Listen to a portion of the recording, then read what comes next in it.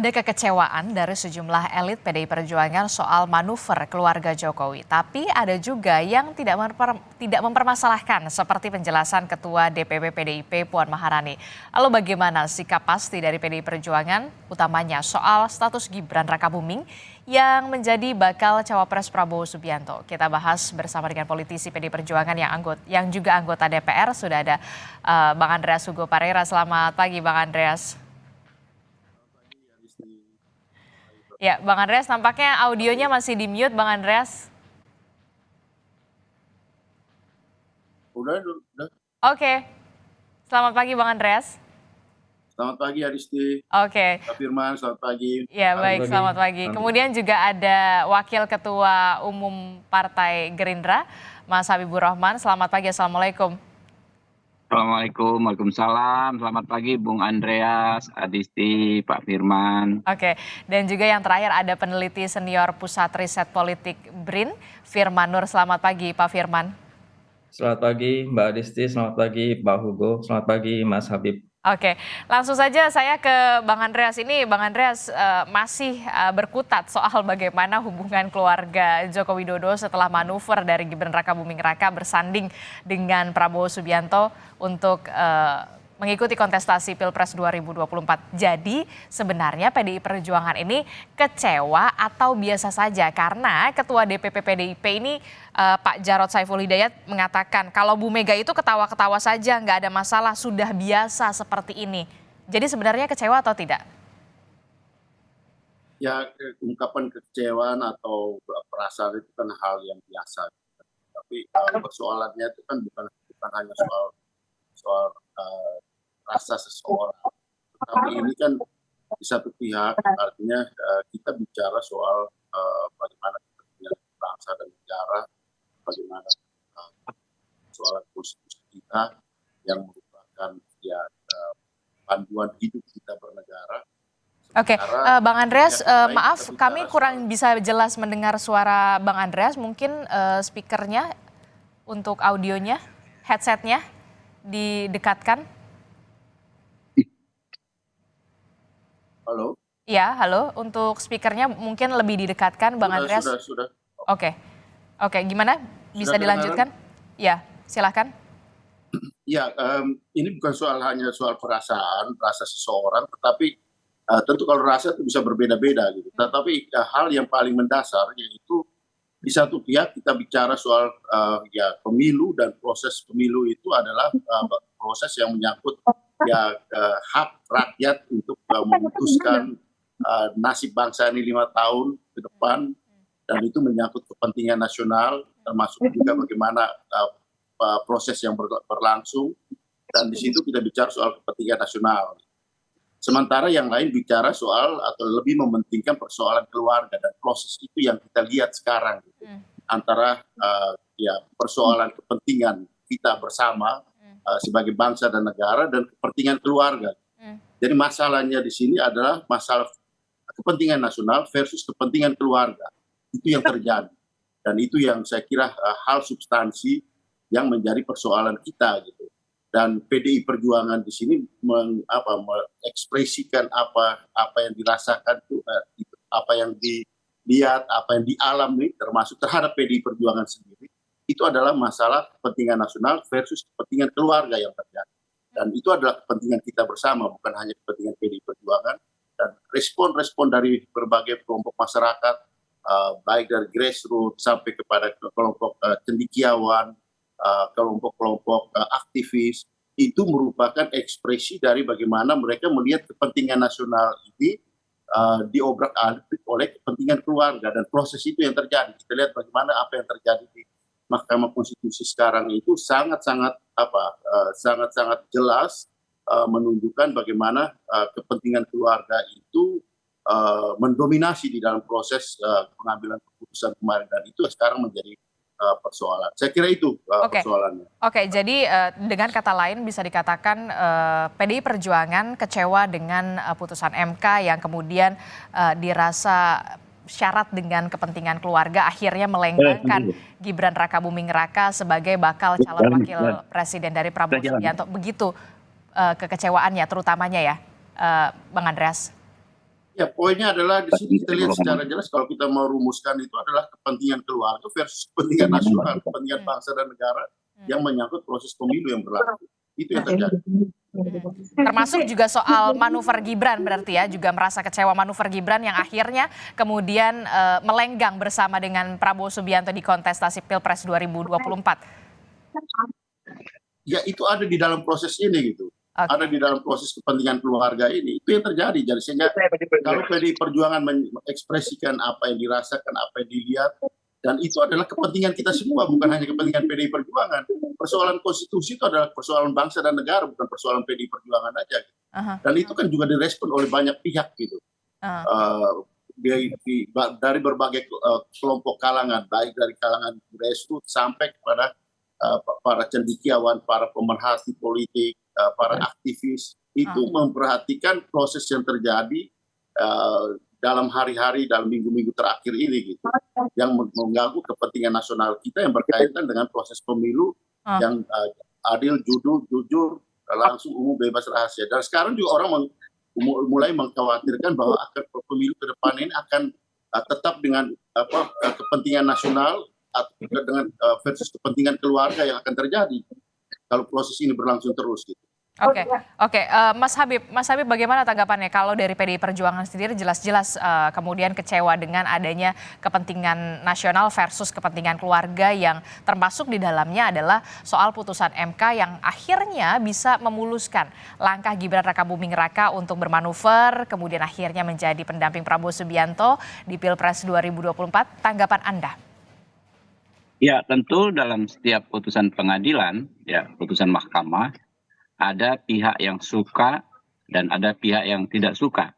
Hmm. Ya, ada pihak yang tidak suka pun dengan berbagai latar belakang. Ada yang karena memang intelektual kritis yang selalu mengkritisi apapun produk kebijakan penguasa, tapi ada juga yang mengkritisnya karena kepentingannya terganggu, karena keinginan berkuasanya, syahwat kuasanya terganggu, ya kan?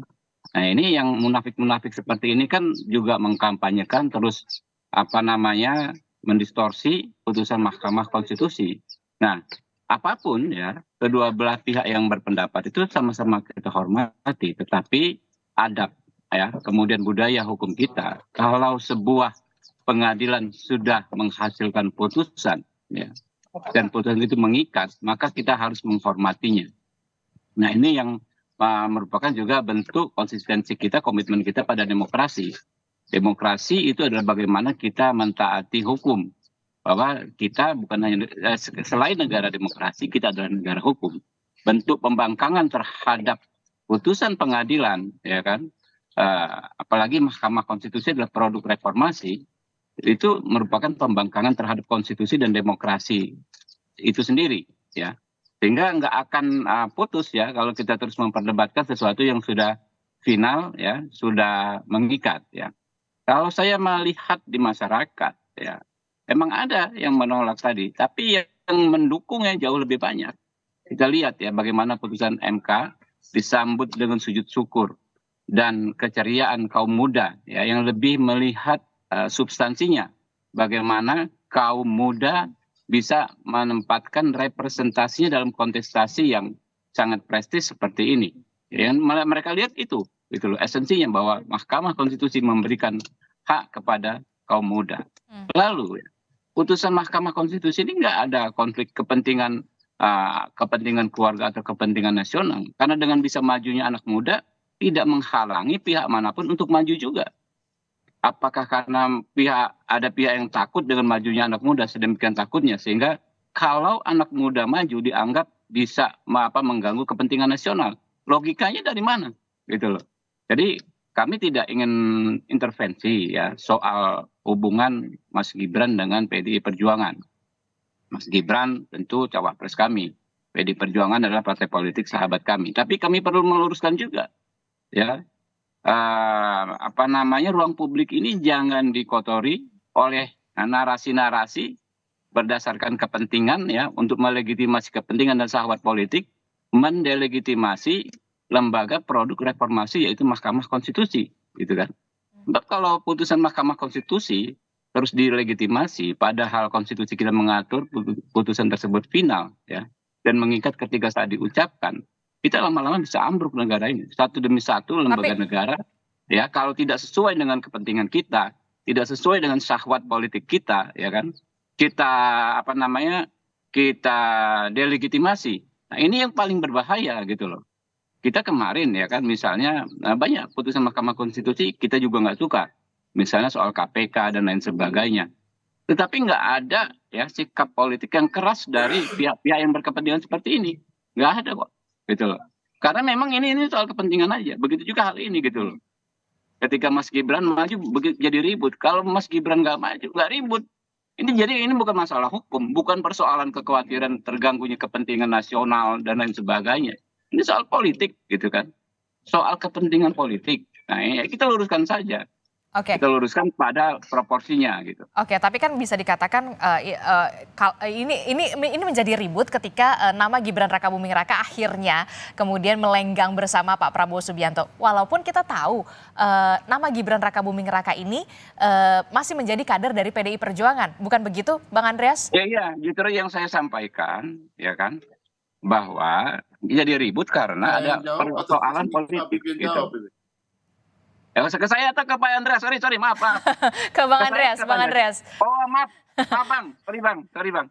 Silakan Bang Andreas. Ini kan yang kemudian menjadi ribut adalah ketika nama Gibran Rakabuming Raka akhirnya melenggang bersama dengan Prabowo Subianto.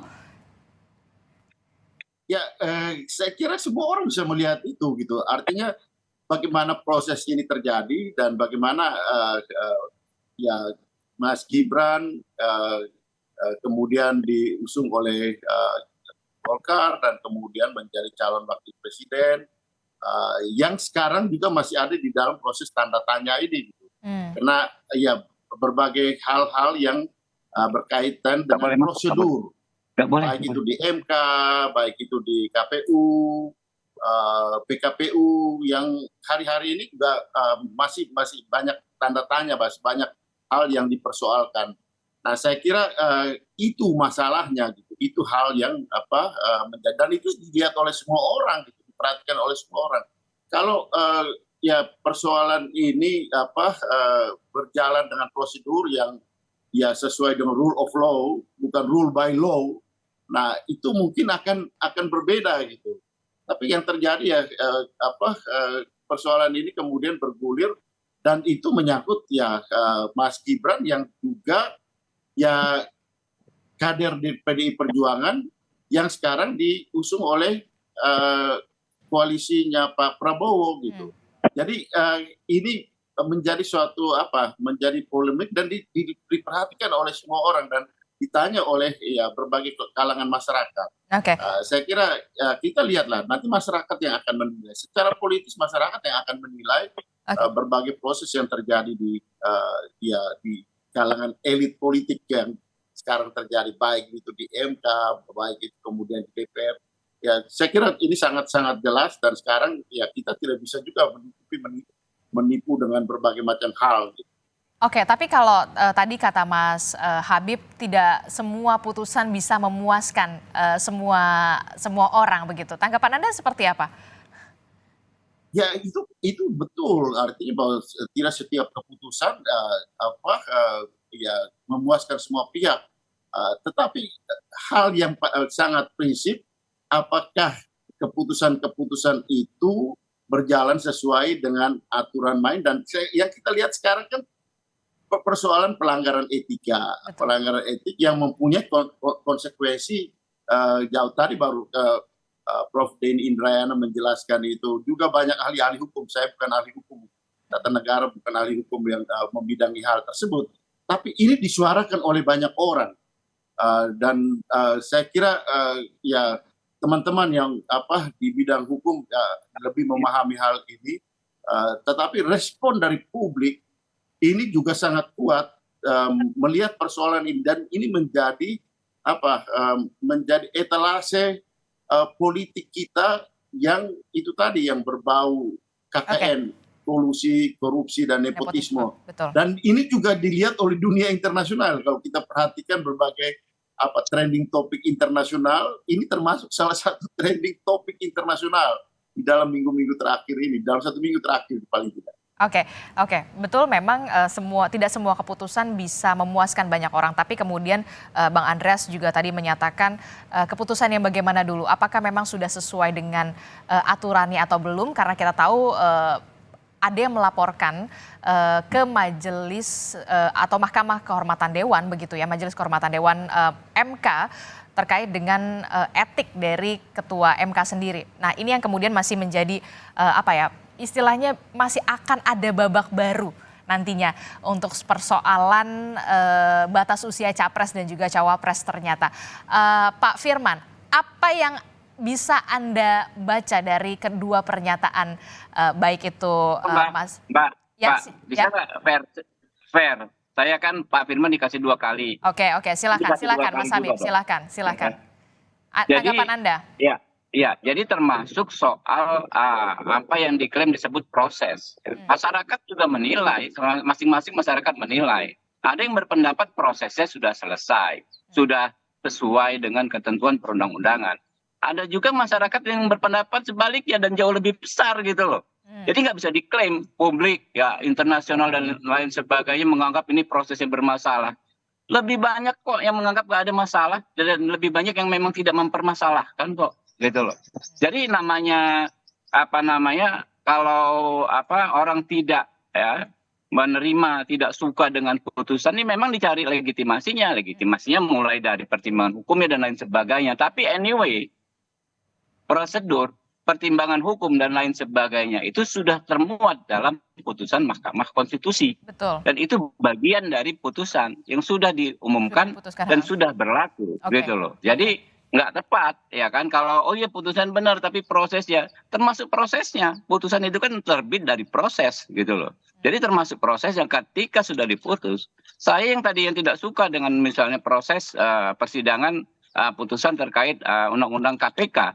Begitu sudah diputus ya kita hormat, kita ikuti bahwa masa periode pimpinan KPK menjadi 5 tahun. Mau gimana ya? Inilah konsekuensi kita berdemokrasi dan konsekuensi kita bernegara hukum. Oke, baik. Itu tadi tanggapan dari Mas Habibur Rahman. Kalau Pak Firman Nur sendiri menanggapinya seperti apa? Membacanya soal ini bagaimana? Putusan MK kemudian berujung kepada Prabowo Subianto yang akhirnya bersanding ke Mas Gibran Raka Buming Raka untuk ikut dalam kontestasi Pilpres 2024. PDI Perjuangan merasa kecewa, ditinggalkan oleh keluarga Jokowi. Apa yang Anda bisa baca dari sini? Baik, saya mau melihat dalam perspektif bahwa ada 2 hal di sini yang harus kita cermati. Pertama, statement dan respon atas statement ini terkait dengan kontestasi Pilpres. Itu yang pertama. Yang kedua adalah akumulasi rasa kegundahan PDIP akibat sikap Jokowi. Jadi, Mbak, ada 2 faktor. Faktor eksternal yang terkait dalam rangka kompetisi yang bagi PDIP punya tendensi negatif. Betul. Dan juga masalah kegundahan internal. Ya, yang kemudian mencuatkan menjadi 3 isu utama, yakni perasaan PDIP yang gundah karena dukungan PDIP kepada Jokowi tidak sejalan dengan harapan PDIP atau tidak berbalas sesuai dengan apa yang sudah dilakukan oleh PDIP, tidak sepadan begitu. Itu yang pertama. Yang kedua adalah isu 3 periode yang diangkat kembali, yang kemudian menjadi entry point bagaimana hubungan itu semakin renggang. Dan yang ketiga adalah masalah kontroversi keputusan MK yang akhirnya terkoneksi dengan pencawapresan Gibran. Nah, ketiga hal itu berimbas tentu saja kepada legitimasi Jokowi, kepada keputusan MK, dan kepada pencapresan Gibran. Nah, ini yang sedang dilakukan oleh PDIP, melakukan manuver untuk seperti itu. Yang tentu saja pada akhirnya ini akan berimbas pada Pak Prabowo dan Gerindra. Karena justru ketiga hal itulah eksistensi Pak Jokowi, keputusan MK, dan pencawapresan Gibran itu adalah soko guru dari manuver politik Pak Prabowo dan Gerindra itu sendiri. Nah, inilah yang kemudian terjadi semacam tabrakan kepentingan ya, yang kemudian melahirkan banyak penafsiran-penafsiran. Apa yang kita saksikan barusan adalah penafsiran-penafsiran yang memang berbeda, yang saling bertolak belakang. karena memang kepentingan politik praktisnya di dalam konteks pilpresnya berbeda dan perasaan terkait dengan Pak Jokowinya juga berbeda begitu ya. Apa yang dirasakan oleh PDIP tidak dirasakan oleh Gerindra dan para pendukung di koalisinya. Para pendukung di koalisi selalu menganggap bahwa Pak Prabowo dan Pak Jokowi sangat menghargai mereka.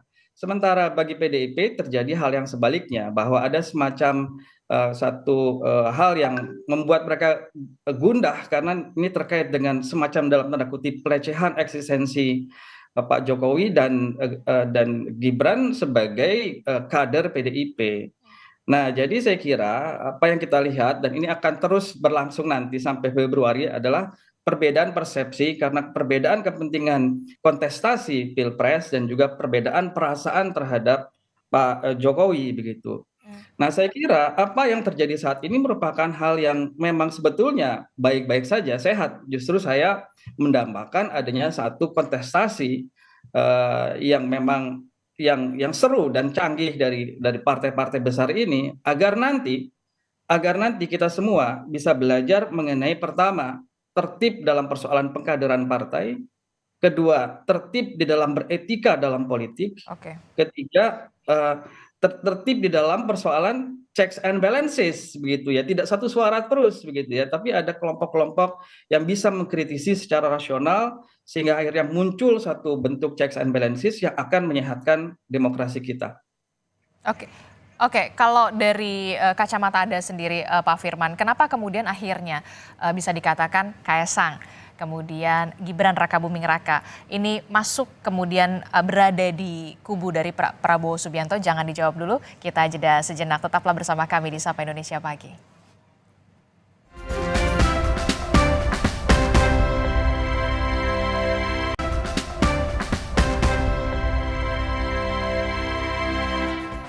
Terima kasih Anda masih bersama kami di Sapa Indonesia Pagi. Saudara, masih membahas bagaimana PDI Perjuangan yang kemudian merasa kecewa ditinggal oleh keluarga Joko Widodo. Kita masih membahasnya bersama dengan Bang Andreas Hugo Parera dari PDI Perjuangan, kemudian juga ada Mas Habibur Rahman dari Partai Gerindra dan juga ada dari BRIN, Pak Firman Nur. Saya ke Pak Firman Nur terlebih dahulu yang melanjutkan tadi dialog kita.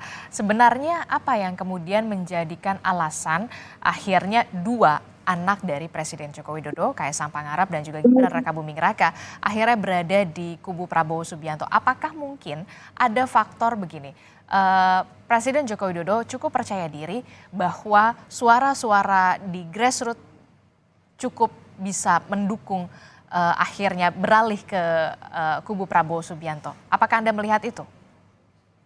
Ya, saya kira Pak Jokowi punya perhitungan-perhitungan politik strategis tersendiri ya, dan saya kira memang dari gestur yang beliau perlihatkan tidak memperlihatkan sebuah dependensi terhadap PDIP yang demikian tinggi. Ini berarti memang Pak Jokowi merasa ada kekuatan lain, bisa disebut sebagai kekuatan relawan yang bagi Pak Jokowi selama ini jauh lebih meaningful dan lebih powerful dari kekuatan partai begitu yang dia rasakan. Sehingga bagi Pak Jokowi dia tidak terlalu merasa dependen terhadap partainya sendiri, dan ini juga membuat kedekatan beliau ya, daya loyalitas dan juga kedekatan tadi itu tidak sekuat yang diinginkan oleh PDIP, yang ini terrefleksi kemudian dari bagaimana sebagai seorang ayah dia tidak cukup untuk bisa membawa putra-putranya merasa terikat dengan PDIP yang notabene adalah partai begitu, sehingga kita bisa lihat bahwa Kaesang menjadi ketua umum PSI dan saat ini Gibran ada di pihak Pak Prabowo yang notabene adalah pesaing politik dari Pak Ganjar sebagai kader dan juga pilihan dari PDI Perjuangan begitu, Mbak. Oke, kalau Anda melihat sebenarnya seberapa besar kemudian efek dari keluarga Jokowi ini kepada pemilih nanti? Ya, saya kira ya nanti biar hasil pemilu yang akan menunjukkan itu ya, Mbak. Tapi saya kira Pak Jokowi tetap memiliki kelompok pendukung yang cukup loyal, yang cukup bergerak, dinamis di akar rumput, yang tentu saja di dalam konteks kampanye dan juga pemilu nanti punya efek terhadap hasilnya begitu. Oke, Mas Habibur Rahman, saya masih ingat ya pernyataan dari Pak Prabowo pada saat Rakernas, kalau tidak salah, Rakernas Gerindra, yang menyatakan sebenarnya Pak Prabowo ini sudah ada rencana untuk menghadap Ibu Mega. Apa perkembangannya? Apakah nanti ini benar-benar bisa terwujud dan kira-kira apa yang akan dibahas? Sebenarnya apa ya, bisa dikatakan Gerindra dan juga PDI Perjuangan ini kan seperti yang Mas Habib katakan, cinta pertama di 2019. Perlukah kemudian ini harus kita duduk satu meja, ngobrol supaya akan ada titik temu di sini, Mas Habib? Ya, benar sekali ya bahwa hubungan Pak Prabowo dengan Ibu Mega itu sangat baik ya, dan hubungan itu sudah teruji. Jadi bukan bukan hubungan kaleng-kaleng karena melewati pasang surut. Dari sekitar mungkin 20-an tahun yang lalu lah ya, atau 15 tahun lalu setidaknya setelah Gerindra berdiri ya. Kadang kita satu perahu, kadang beda perahu, tapi hubungan baik antara Pak Prabowo dan Ibu Mega terus terbina sampai saat ini. Bahkan sekarang ya, sama seperti ketika 2019 kami misalnya berbeda pilihan, itu anggota-anggota DPR ya yang menyatakan pendapatnya menyerang dalam tanda kutip Ibu Mega, nggak ada ampun kena sanksi kok. Banyak kawan-kawan saya coba cek di DPR ya, yang statementnya offside tanda kutip ya, seolah menyudutkan dan mendiskreditkan Ibu Mega, nggak ada ampun. Dipindah ke komisi yang jauh sekali dari passionnya, gitu kan. Dan bagi anggota DPR itu sama aja udah diberhentikan jadi anggota DPR.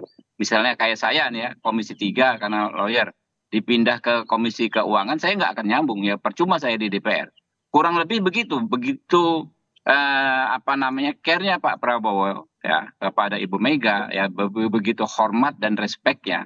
Dia memasang sikap yang tegas kepada kadernya untuk tidak mendiskreditkan. Nah, kemudian memang Pak Prabowo itu ya ketemu Ibu Mega itu reguler biasanya ya, dari dulu kapanpun mau ketemu sering ketemu, dan menjelang pemilu Pak Prabowo kan memang menemui semua tokoh-tokoh politik, bukan hanya dengan Ibu Mega. Pak Prabowo juga kalau kita ingat bertemu dengan Pak Surya Paloh ya, walaupun waktu itu Pak Surya Paloh sudah mengajukan Pak Anies Baswedan sebagai capres. Nah, di situ kan ada kalimat yang cukup menarik, katakan kita sependapat untuk berbeda pendapat, ya kan? Sepakat untuk tidak sepakat. Nah, sepakatnya apa? Bahwa dalam konteks kebangsaan ya, kita harus menjaga jangan sampai perbedaan pilihan ini menjadikan kita terpecah belah sebagai bangsa. Pada akhirnya tujuan kita sama, kata Pak Prabowo. Tentu Pak Surya Paloh itu seorang merah putih ya, yang di hatinya merah putih. Apalagi Bu Mega ya, beliau paham sekali. Jadi perbedaan pilihan sesaat ya, paling-paling kan kita sampai Februari. Selanjutnya kita kan memang harus bersatu padu sebagai bangsa, bagaimana memastikan ya segala legasi pemerintahan saat ini yang sudah baik terus tercapai. Nah, saking baiknya hubungan itu antara Pak Prabowo dan Bu Mega, kami di level apa namanya bawahnya ya, kami kadang-kadang nggak tahu, tiba-tiba ketemu ya kan, tiba-tiba sudah berkomunikasi. Mereka tuh bisa kapan saja, tapi mungkin hal teknis, ada kesibukan dan lain sebagainya, sehingga pertemuan antara dua sahabat tersebut belum sempat terwujud saat ini. Oke, tapi ada rencana, masih terbuka rencana Pak Prabowo untuk bertemu Bu Mega hingga saat ini? Ya, itu yang disampaikan ya, apa namanya, Pak Prabowo ya, kita siap kalau Pak Prabowo dikasih waktu ya untuk menghadap beliau, menghadap Ibu Mega, Pak Prabowo siap. Oke, Bang Andreas, tanggapan Anda kalau dari Mas Habib juga mengatakan, memang kan Pak Prabowo mengatakan saya sudah rencana untuk izin menghadap Bu Mega. Kalau PDI Perjuangan sendiri bagaimana sebenarnya, terbuka? Karena kan kita tahu ini dua partai besar ya, kemudian yang akhirnya sepakat untuk tidak sepakat. Setelah kemudian kita tahu nama Gibran Rakabuming Raka ini disandingkan bersama dengan Pak Prabowo. Bang Andreas. Oleh tadi itu betul gitu. Artinya dalam arti bahwa hubungan Ibu Mega dengan Pak Prabowo meskipun beda dalam posisi pernah bersama pernah berbeda, itu setahu saya hubungan itu komunikasi tetap baik, apalagi kalau di saat-saat jadi dibutuhkan. Bahkan ya kalau kita lihat ke belakang, ketika Pak Prabowo itu dulu lama di luar negeri, Jordania, yang mengizinkan Pak Prabowo pulang itu adalah ketika Ibu Mega menjadi presiden. Ya, betul. Dan saya mendengar cerita bahwa yang menjemput, termasuk menjemput Pak Prabowo di tangga pesawat itu adalah almarhum Pak Taufik. Jadi ada hubungan emosional yang cukup panjang. Nah, tapi persoalannya bukan persoalan itu gitu. Apa yang saya ingin melanjutkan apa yang disampaikan oleh Mas Firman tadi gitu. Bahwa ya keluarga ini termasuk Pak Jokowi dan ya Mas Gibran melihat ya lebih penting bagaimana memenangkan ini dengan ya ada relawan yang bisa digunakan dan mereka yakin dengan pola-pola seperti itu. Dan ini yang terjadi bisa juga terjadi pada Golkar, pada partainya Mas Habib, bahwa akhirnya partai itu hanya dijadikan alat kuda tunggangan sementara untuk tujuan yang lebih jauh adalah tujuan bagaimana memenangkan kekuasaan keluarga ini gitu, termasuk proses-proses sebelumnya. Jadi kalau sekarang PDI Perjuangan adalah victim, PDI Perjuangan menjadi korban, ke depan bisa jadi Golkar juga bisa jadi korban. Ini kan sudah kelihatan gitu. Bisa jadi partainya Mas Habib juga ya kita sekarang sama-sama gitu. Kalau kemudian saya tinggalkan Anda ya ini karena saya yang bisa memenangkan ini gitu. Jadi kalau ada pengamat yang menyampaikan dengan kritik dan bahasa yang agak keras, le eta semua dari ya dengan negara ini adalah saya bisa menggunakan semua hal untuk kepentingan meraih kekuasaan, ini yang bahaya untuk demokrasi kita gitu. Dan ini bisa mungkin terjadi, dan indikasi-indikasi ini yang sudah kelihatan. Nah, ini yang ingin kami sampaikan, ini yang sekarang proses ini yang kita ingatkan. Ini bukan soal PDI Perjuangan aja gitu, tapi ini soal kita semua gitu. Nah, saya kira Mas Firman bisa memberikan penjelasan seperti itu. Ini dalam kacamata akademis kan kita bisa melihat ini, indikasi-indikasi ini kan sudah kelihatan gitu. Dan banyak sekali pengamat-pengamat yang melihat bahaya ini gitu, dan bukan saja PDI Perjuangan, tapi ini juga bisa terjadi pada Golkar, dan ini sudah kelihatan. Bisa juga terjadi pada partainya Mas Habib, bahwa partai ini di dalam proses ini hanya kendaraan, hanya alat untuk saya mencapai kekuasaan. Saya bisa lari ke sana, saya bisa lari ke sini, saya bisa mengatur sana, saya bisa mengikat orang di sini supaya ikut di dalam gerbong yang saya inginkan, yaitu kekuasaan. Bagaimana cara saya mencapai kekuasaan. Nah, saya kira ini poinnya, Mbak Adisti. Oke. Pak Firman, analisa Anda soal ini? Iya, sebetulnya seperti yang saya katakan tadi, ke depan bangsa ini akan belajar mengenai bagaimana kita beretika di dalam internal partai politik. Sebetulnya akan lebih enak kalau memang tujuan akhirnya seperti ini. Ini diawali dengan pengunduran diri secara formal, secara baik-baik Gibran di PDIP untuk kemudian secara gentleman menyatakan saya punya posisi yang berbeda. Dengan visi misi yang jelas, dan saya akan bergabung dengan Pak Prabowo. Intinya adalah problem utama demokrasi kita kan juga terkait dengan internal partai politik. Nah, problem itu tidak akan pernah terselesaikan kalau kemudian ditambah dengan persoalan-persoalan seperti ini, begitu ya, persoalan-persoalan yang menafikan eksistensi sebuah partai politik. Ya, bagaimana orang akan respect dan menghargai partai politik kalau kader-kadernya sendiri berperilaku seperti itu? Nah, saya kira ke depan masalah ini harus jadi perenungan bersama bahwa partai politik itu bukan sekedar alat ya, bukan sesuatu yang bisa disposable, bisa dibuang begitu saja, tapi sesuatu yang harus direspek bersama karena akan terkait dengan eksistensi demokrasi. Tidak ada demokrasi yang sehat tanpa partai politik yang dihormati, yang dikelola dan terlembaga dengan baik oleh kader-kadernya. Itu yang pertama. Yang kedua adalah masalah etika politik. Etika politik, hubungan antar partai, etika politik di dalam masalah kontestasi, dan juga etika politik, hubungan trias politika di negara kita. Etika politik ini penting, karena kalau tidak ada etika, semuanya menjadi sah-sah saja. Dan yang ketiga, saya juga suka dengan situasi ini dalam tanda kutip, Karena saya membayangkan nanti ada partai-partai besar yang punya argumen kuat masing-masing yang nanti akan sama-sama membangun demokrasi kita menjadi lebih hebat lagi begitu ya. Bukan satu bentuk politik kartel yang meskipun tahu ada persoalan tapi sama-sama diam. Tapi satu bentuk persaingan atas dasar logika konstitusi, atas dasar kepentingan politik dan semuanya akhirnya akan menyebabkan saya kira demokrasi kita akan menjadi lebih baik ke depannya.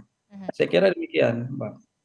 Oke, etika berpolitik, Mas Habib, apakah nanti ke depan akan ada rencana untuk berkoordinasi dengan Mas Gibran Rakabuming Raka soal kejelasan mundurnya Mas Gibran ini dari PDI Perjuangan? Karena saya melihat masih ada yang belum selesai.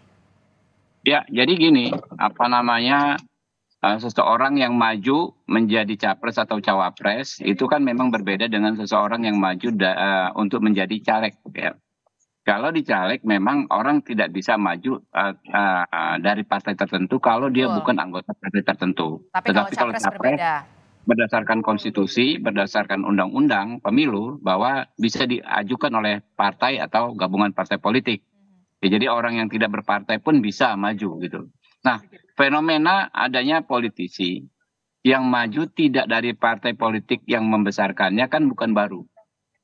Kita tahu misalnya Pak Yusuf Kalla tahun 2004, tahun 2014 beliau yang kader Golkar dari mahasiswa ya, dari zaman HMI kemudian KNPI ya, kader Golkar maju melalui koalisi yang bukan diusung oleh Partai Golkar. Ya, termasuk yang terakhir ketika menjadi cawapresnya Pak Jokowi. Paham. Ya.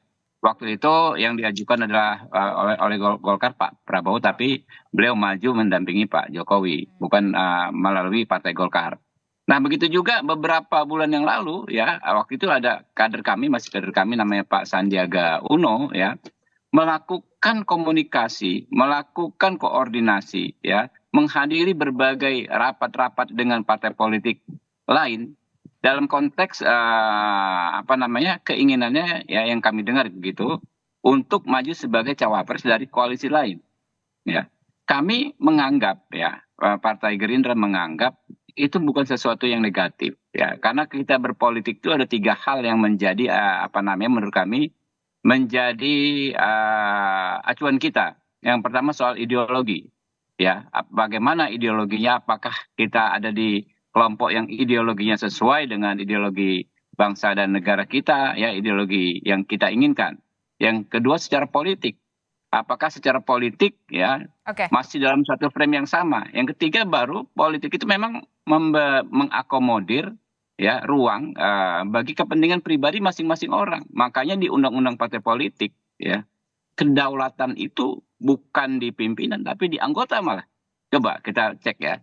Undang-undang partai politik ya, artinya memang seorang politisi ya memiliki kebebasan ya untuk menyalurkan aspirasi politiknya ya, termasuk juga mempertimbangkan karir politiknya dan lain sebagainya sepanjang tidak bertentangan dengan sikap politik dan sikap ideologisnya.